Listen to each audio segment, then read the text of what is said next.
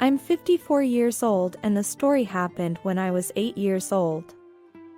My grandfather had a farm and my parents would take me over there whenever they could. There are many happy memories there. There were many small animals on the farm and I loved to play with them. In spring, there were beautiful wildflowers all around. I would often play in the grass and pick flowers there. I really like chrysanthemums, especially the wild ones. I saw the opposite hillside full of flowers of all colors, as if they were waving to me. I couldn't resist the beauty in front of me, and I was ready to walk through the grass and go to the opposite hillside. Suddenly, I stopped, and I startled a red viper. It curled its tail into a circle, and its upper body stood straight up with both eyes fixed on me. I was terrified, but I knew that I could not move easily. As I tried to cry out for help, I felt pain. The snake moved away quickly and 2 very small red spots appeared on my left foot. I let out a scream and I knew death was approaching. I tried to walk up the steep hill, but my movement became so difficult that I fell to the grass. At this time, my grandfather came running down the hill. I didn't want to scare him, I just said calmly, "A snake bit me."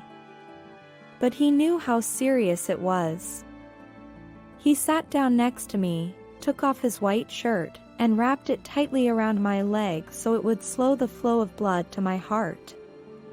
He took off my sandal, put my left foot to his mouth, and began sucking out the venom. I was already fading in and out of consciousness. My grandfather carried me into the house and gently laid me on the bed. I began to vomit non-stop. At that time, my grandfather didn't have a telephone or a car. My grandfather left the house on his bicycle. Under the effect of the poison, my consciousness became more and more blurred. I don't know how long it took, but I saw 2 doctors treating me. One doctor insisted on giving me the vaccine, while the other thought it would do no good. After a long argument, they decided to give me the vaccine anyway. When the vaccine was injected into my body, I fell into a coma that lasted for a week. During the coma, I realized that I had left this space. I saw a beautiful woman who I would like to call the Goddess of Light. She was hovering above the room and she greeted me. She was so beautiful that I could see her clearly. She shone with an extremely bright light. This light was amazing and made me feel very warm. I also learned many things. The love she gave me was so powerful that I understood that this love is what saves humanity. We must care for each other in a world full of sorrow. After leaving my body, I began to float in her direction. She smiled and made a gesture of rejection.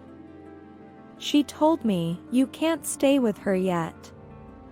You have to learn to be strong and you have to share this love to more people. You will now return to life. You still have a lot to learn and a lot to accomplish.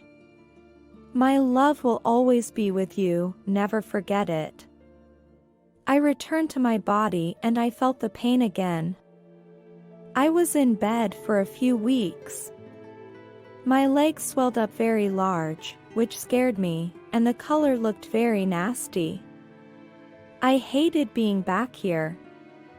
After I recovered, I learned that an adult can only survive a venomous snake bite for 20 minutes, and I stayed for over 2 hours without the serum.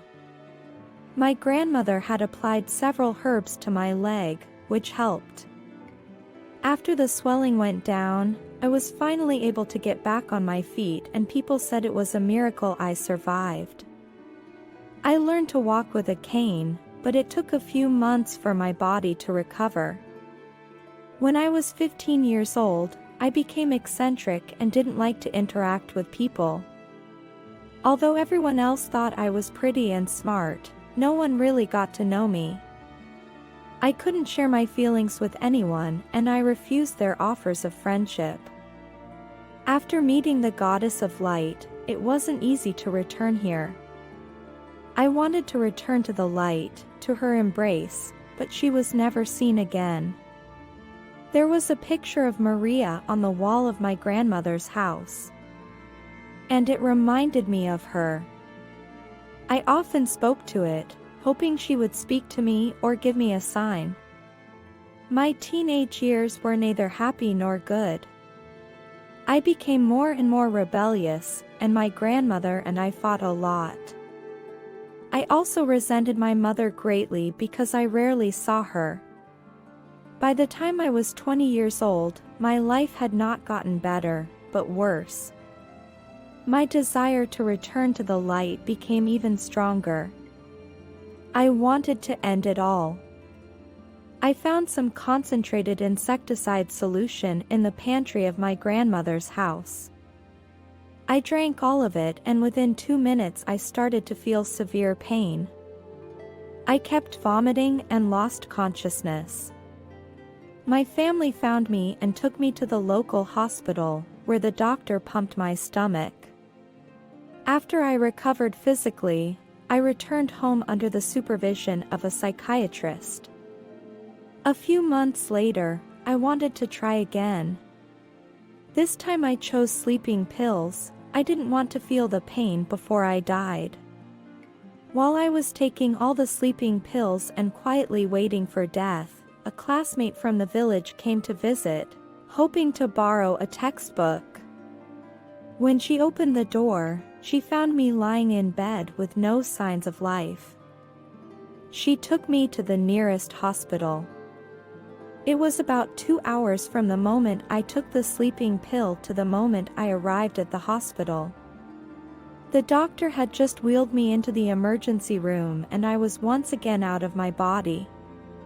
I floated there for a while, and I saw doctors and nurses working busily, which I was no longer interested in.